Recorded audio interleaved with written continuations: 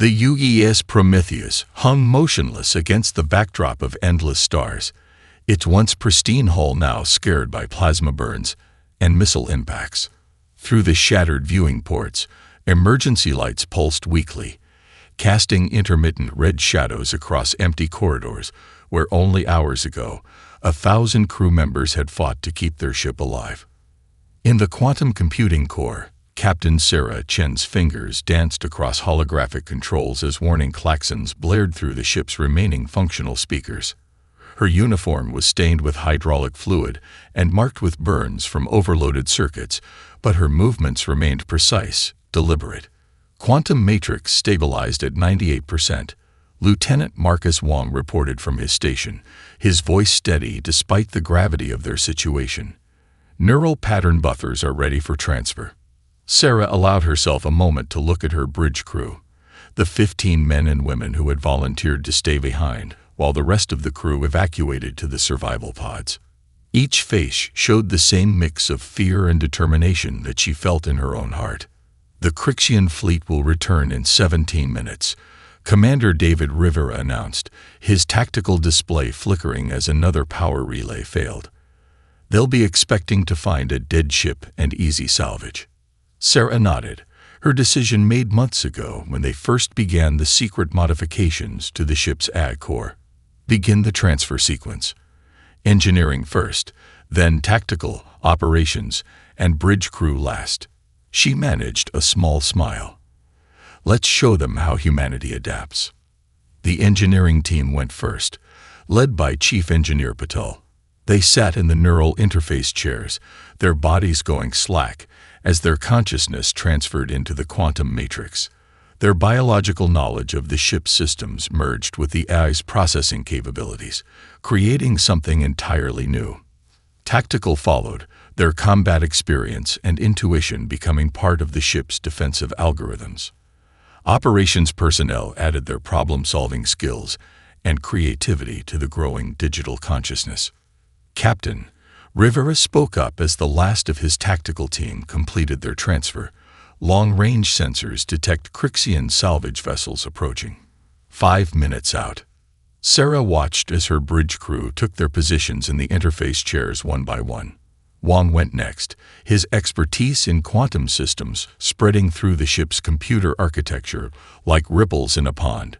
Rivera followed, his tactical insight immediately strengthening their defensive subroutines. Finally, only Sarah remained. She initiated the shutdown sequence for all non-essential systems, leaving just enough power running to make the ship appear as a derelict. Through the viewport, she could see the first glint of Crixian ships approaching, their angular hulls reflecting distant starlight. "Time to join the crew," she whispered, settling into her interface chair. The neural probes extended, connecting with the ports that had been surgically implanted at the base of her skull months ago. She felt a moment of vertigo as the transfer began, her consciousness expanding into the ship's systems. The sensation was overwhelming at first. She was everywhere and everything. She could feel the micro-meteoroid impacts on the hull, taste the radiation from nearby stars, see in spectrums she never knew existed. The consciousness of her crew surrounded her in the digital space, their minds working in concert with the ship's AI to create a unified whole. Through external cameras, they watched together as the Crixian salvage fleet approached.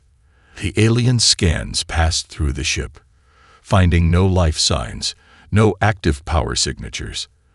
The Prometheus played dead perfectly, its hybrid consciousness hidden behind layers of quantum encryption that appeared as simple system damage to the alien sensors. The first salvage ship extended its magnetic grapples, preparing to tow their prize back to Crixian space.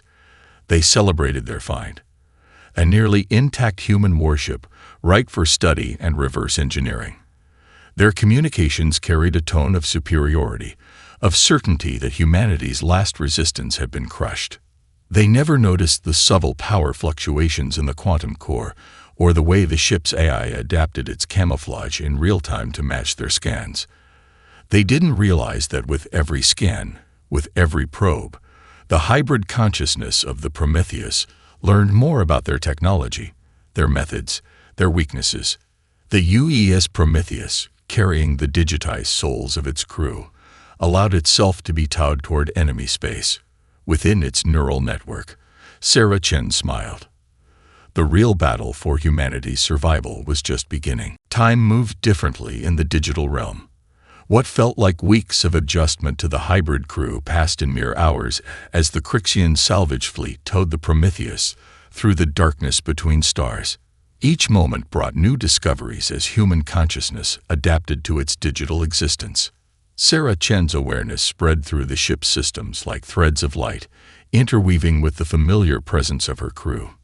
In this space, thoughts manifested as patterns of energy, memories became accessible data streams, and emotions colored the digital landscape in ways that defied traditional human perception.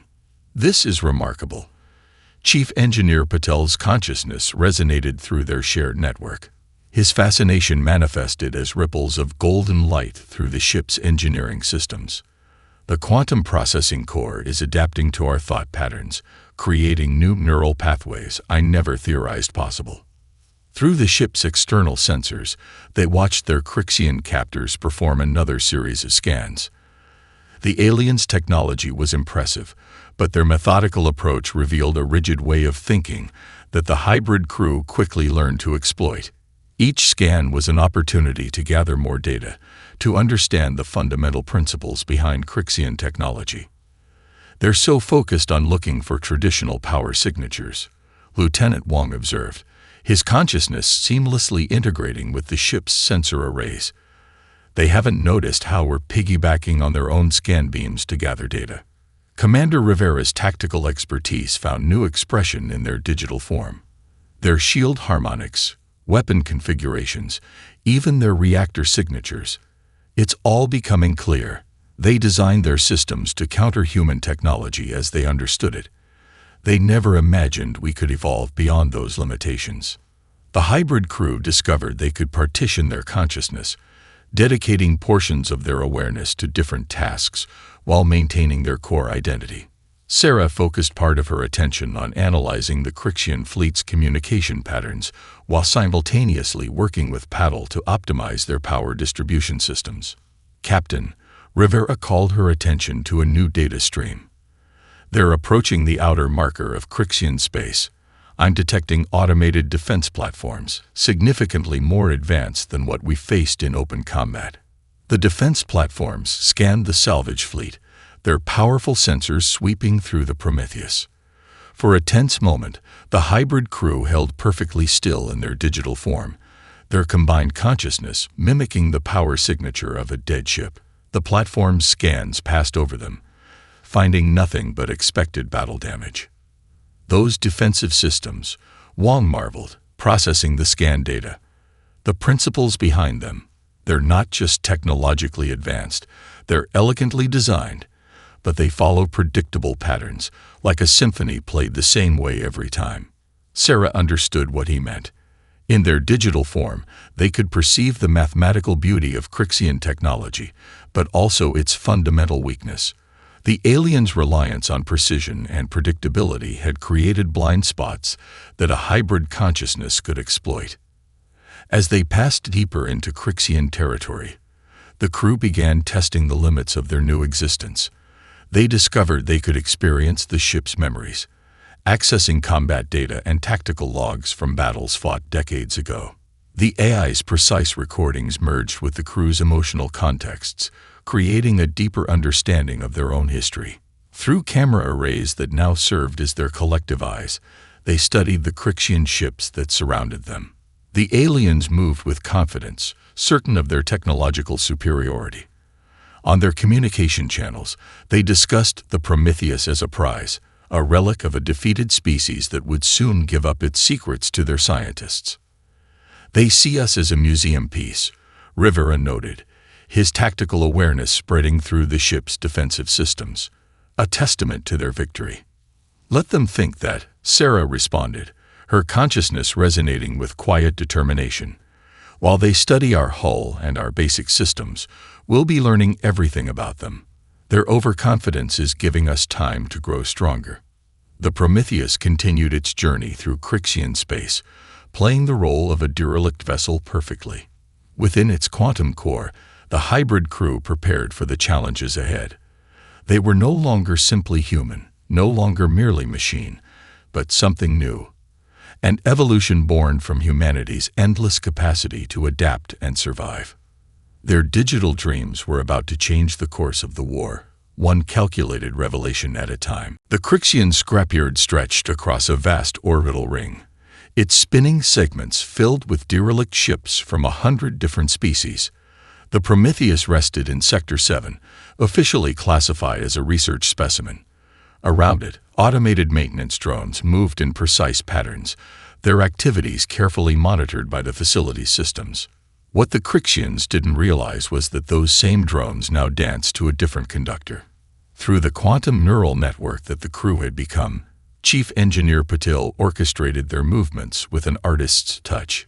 Each drone's activity appeared routine on the surface, while underneath, they were slowly transforming the Prometheus. Structural integrity enhanced by 30%, Patil reported through their shared consciousness.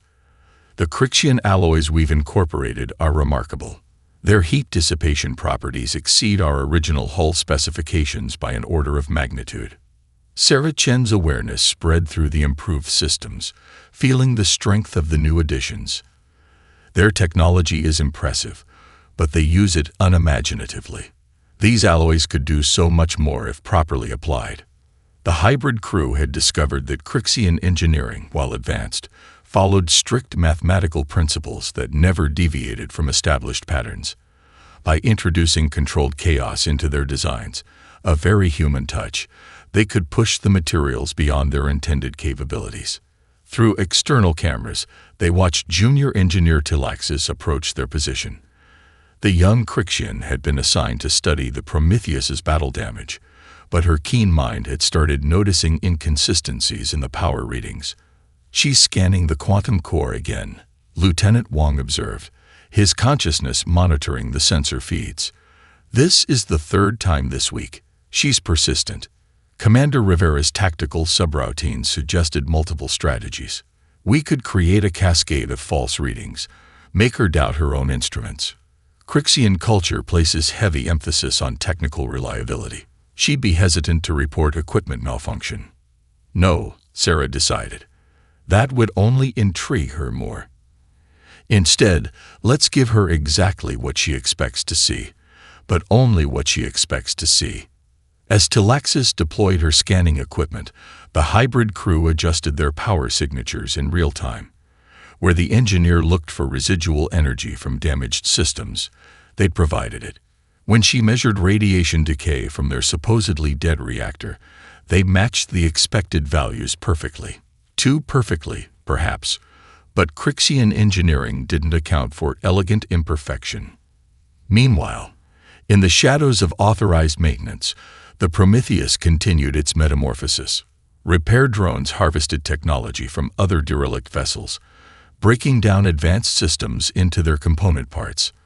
Under Patil's guidance, these pieces were reformed into innovations that blended human intuition with Crixian precision. The ship's weapon systems now incorporated crystalline focusing arrays, multiplying their effectiveness while appearing dormant to standard scans. The sensor suite had been enhanced with quantum entanglement principles that the Crixians used only in their most basic communications technology. Every improvement was camouflaged beneath layers of apparent battle damage.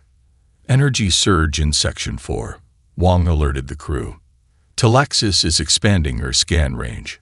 The hybrid consciousness shifted instantly, adjusting power flows and masking their activities. Through the cameras, they watched the Crixian engineer frown at her readings. She moved closer to the hull, her four-fingered hand reaching out to touch a section they had recently modified. "Fascinating," she muttered in her native tongue, unaware that the crew could now understand her language perfectly. The molecular structure shows signs of recent change, but that's impossible unless. Sarah directed more power to their sensor masking systems. She's intuitive. In another life, she might have made a fine addition to our engineering team. Her next inspection is scheduled for 3 days from now, Rivera noted. By then, we need to be ready. The reconstruction of the primary systems is nearly complete. The hybrid crew continued their work, every movement calculated to appear as random decay to outside observers. They had turned their greatest disadvantage, being trapped in a Crixian research facility, into an opportunity to advance beyond anything their enemy could imagine. As Talaxis finally departed, her puzzlement evident in her slow retreat, Sarah allowed herself a moment of satisfaction. Soon, the Prometheus would emerge from its chrysalis, transformed by the very resources meant to dissect it. The symphony of their rebirth was approaching its crescendo, and the galaxy would never be the same. The moment of revelation came during Talaxis' final inspection. The young Crixian engineer had finally gathered enough evidence to prove her suspicions, but by then, the Prometheus was ready. As she rushed to alert her superiors, Sarah Chen initiated the sequence they had rehearsed countless times in their digital dreams.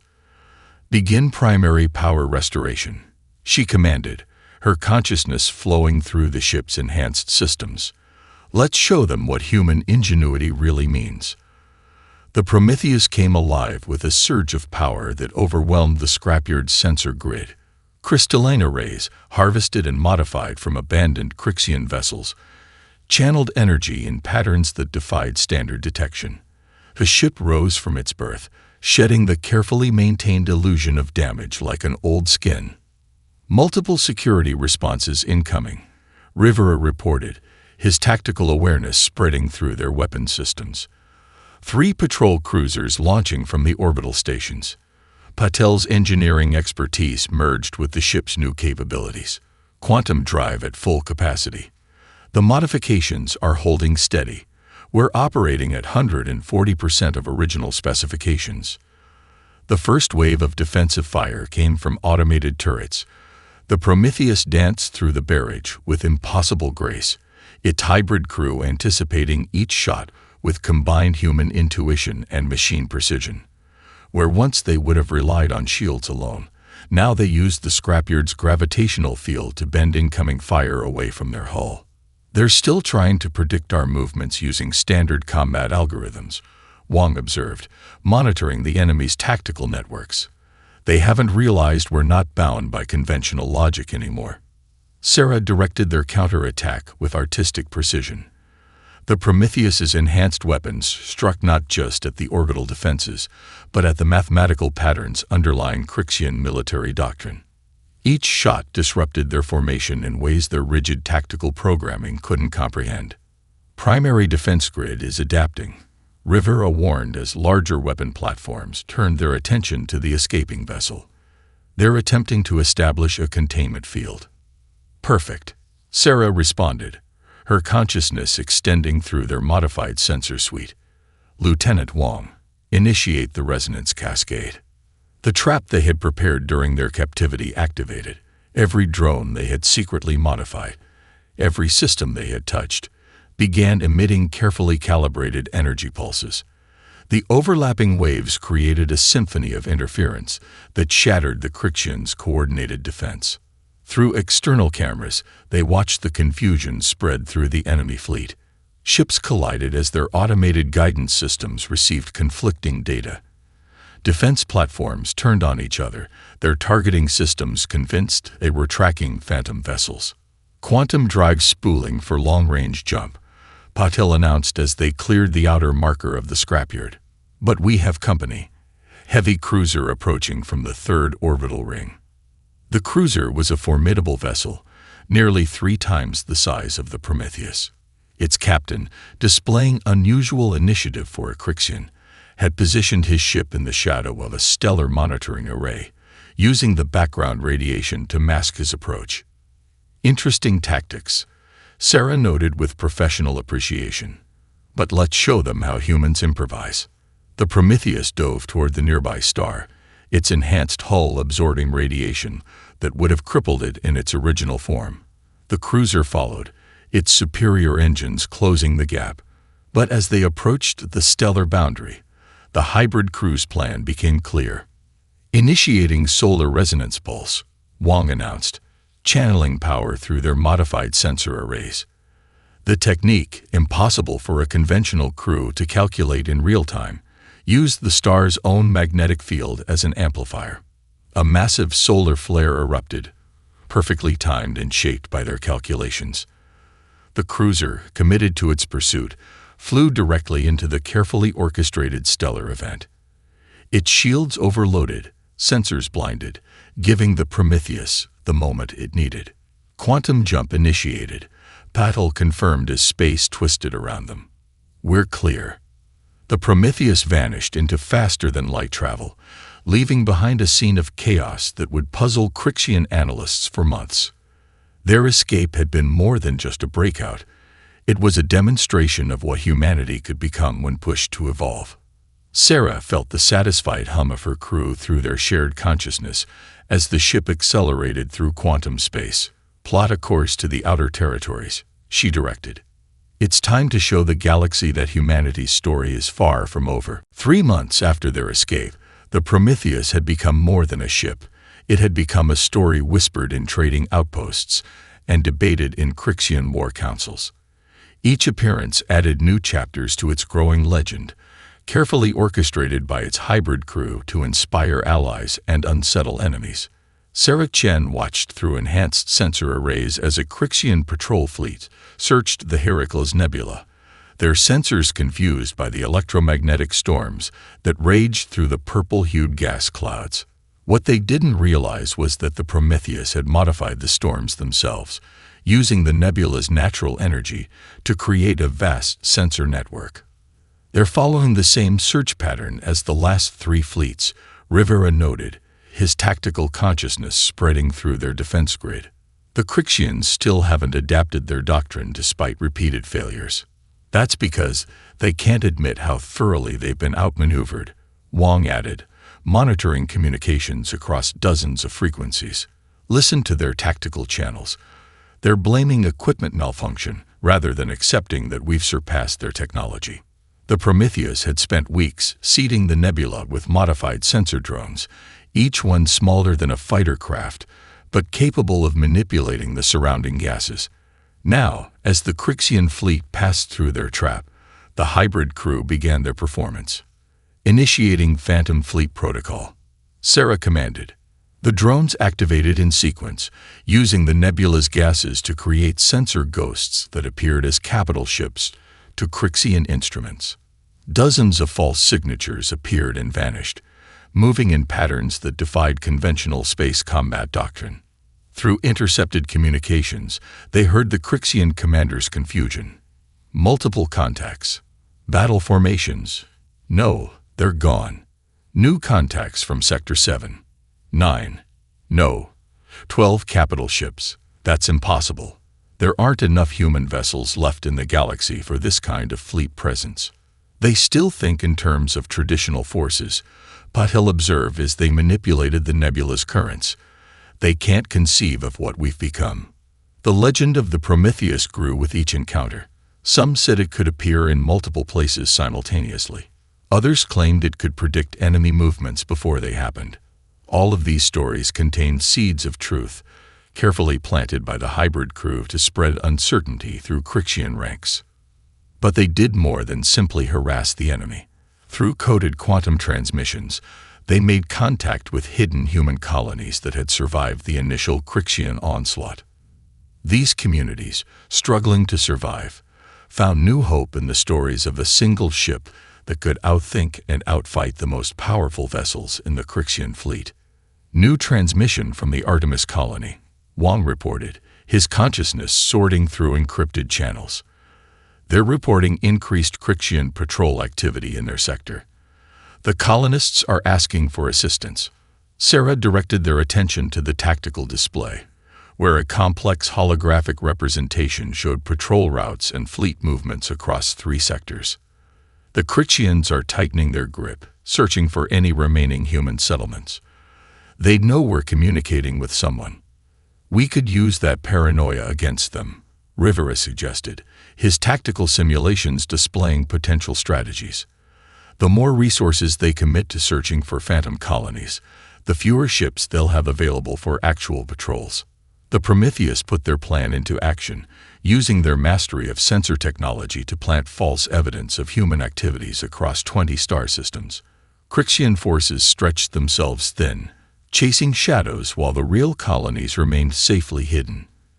At a refueling station near the Galactic core, a Crixian supply officer noticed power fluctuations in the facility's antimatter containment field. By the time station security responded, 3 fuel tankers had vanished. The Crixians found only a lingering energy signature that their sensors couldn't identify. Another piece of the growing mystery.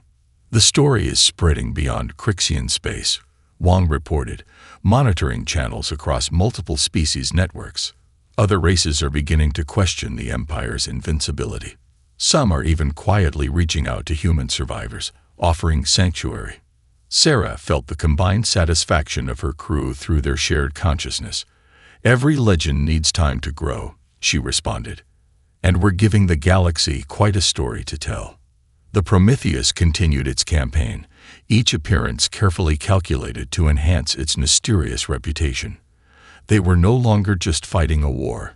They were rewriting the narrative of humanity's defeat into a story of unprecedented evolution. Deep in the Carina Nebula's outer reaches, the Prometheus discovered its first sister ship.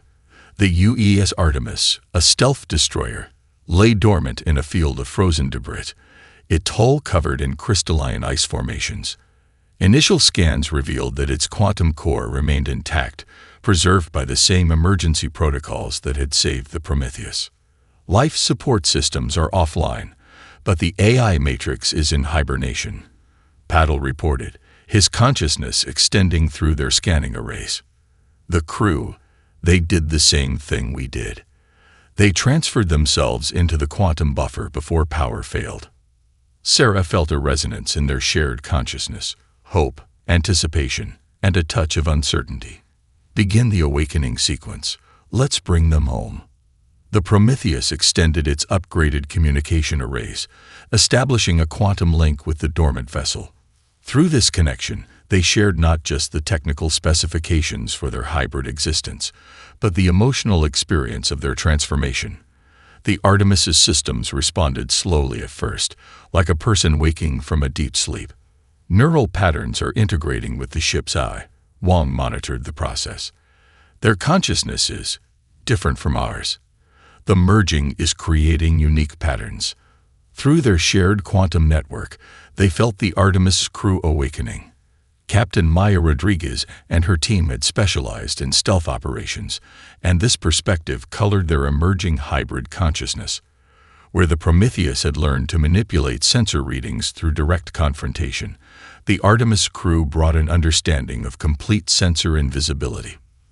Their stealth systems, Rivera observed with professional admiration, they're not just masking energy signatures, they're bending sensor waves around the hull. We never achieved that level of invisibility in our original form. The Artemis rose from its icy tomb, its systems enhanced by the same techniques the Prometheus had perfected. But instead of merely copying their modifications, the destroyer's hybrid crew began innovating immediately, combining their specialized knowledge with the new capabilities of their digital existence. Their discovery led to others. The UES Hyperion, a carrier whose admiral had been a master of ancient strategic games, brought an entirely new dimension to space combat. Its hybrid consciousness processed battlefield tactics like elaborate chess moves, thinking dozens of steps ahead of Crixian battle computers. The UES Orion, a research vessel, emerged from a temporal anomaly where its crew had hidden to escape destruction. Their scientific expertise, combined with their experience studying time dilation, created a hybrid consciousness that could predict enemy movements with unprecedented accuracy. Each awakened ship developed its own unique characteristics, influenced by the specialties and personalities of its crew. The Prometheus found itself at the center of a growing network of hybrid vessels, each contributing new perspectives and capabilities to their shared mission. 7 ships now, Sarah noted as their fleet gathered in the shadow of a rogue planet, each with its own approach to warfare, but all united in purpose. Through their quantum network, the ships shared not just tactical data but experiences, memories, and innovations. The Artemis taught them all to move unseen through enemy territory. The Hyperion's strategic insights enhanced their coordinated operations. The Orion's predictive capabilities helped them choose the perfect moments to strike. The Crixians still haven't adapted their patrol patterns, Wong reported, monitoring enemy communications. They're treating each of us as isolated incidents, failing to see the larger pattern. Because they can't imagine us working together like this, Rivera added. Their tactical doctrine assumes that ships operate independently or under rigid command structures. This level of interconnection, of shared consciousness across multiple vessels, it's beyond their experience. Sarah felt the harmonious resonance of their growing fleet through the quantum network. Each ship maintained its individual identity while contributing to their collective strength. It was a new form of existence that transcended both human and machine limitations. "Begin Operation Starkiller," she commanded, setting their shared plan in motion. It's time to show the Crixians what humanity has become. The Ghost Fleet dispersed into the darkness, each ship moving with perfect coordination. They had evolved beyond the need for traditional communications or battle plans. In their hybrid form, they had become a symphony of war, each vessel playing its unique part in a greater composition of liberation. The Crixian home system gleamed like a jeweled crown against the backdrop of space, its orbital defense platforms forming concentric rings of supposedly impenetrable protection. Hundreds of warships patrolled in precise formations, their movements choreographed by the Empire's most advanced tactical computers. None of them detected the Ghost Fleet's arrival. The Artemis led the infiltration, its enhanced stealth systems creating a sensor corridor through which the other ships slipped like shadows between stars. The Hyperion's strategic algorithms had calculated the perfect moment, when solar activity from the system's binary stars would create natural interference patterns in the defensive grid. All ships in position, Sarah confirmed through their quantum network, feeling the resonant presence of each vessel's hybrid consciousness. Begin Phase 1. The Orion, drawing upon its temporal research expertise, initiated a precisely calculated series of gravitational pulses. To Crixian sensors, it appeared as nothing more than routine stellar activity. But each pulse carried encrypted quantum data, infiltrating and mapping their entire defense network. Their automated responses are exactly as predicted, Captain Rodriguez reported from the Artemis. Their programming can't distinguish our pulses from background radiation. Admiral Chen's voice resonated through their shared consciousness from the Hyperion. Their fleet formations are shifting to compensate for what they perceive as natural phenomena. Executing Phase 2. The Ghost Fleet moved in perfect synchronization, each ship applying its unique capabilities to a greater strategy. The Prometheus, now evolved far beyond its original specifications, began emitting carefully modulated energy signatures that interfered with Crixian targeting systems. They're responding with standard countermeasures, Rivera observed across their network, exactly as their tactical doctrine demands. That was the core weakness they had discovered in Crixian military thinking. The Empire's technological superiority had led to an over-reliance on automated systems and predetermined responses. They had optimized their warfare to the point of predictability. The Orion sensors detected the first sign of confusion in enemy ranks. Crixian Command is detecting system-wide anomalies. They're attempting to recalibrate their defense grid. Now, Sarah commanded, full spectrum assault. The Ghost Fleet revealed itself in a symphony of coordinated attacks. The Artemis appeared in the heart of their formation, its weapons striking at critical command nodes before vanishing again. The Hyperion launched waves of automated fighters, each one piloted by a fragment of its hybrid consciousness, executing maneuvers that no organic or AI pilot could match. The Prometheus led the direct assault on their orbital defenses, its hybrid crew calculating and exploiting weaknesses faster than the Crixians could respond. Where the enemy expected simple hit-and-run tactics, they encountered strategies that evolved in real time. Their fleet is dividing. Wang reported, monitoring the chaos spreading through enemy communications. Each ship captain is interpreting our attacks differently. Their command structure is fragmenting.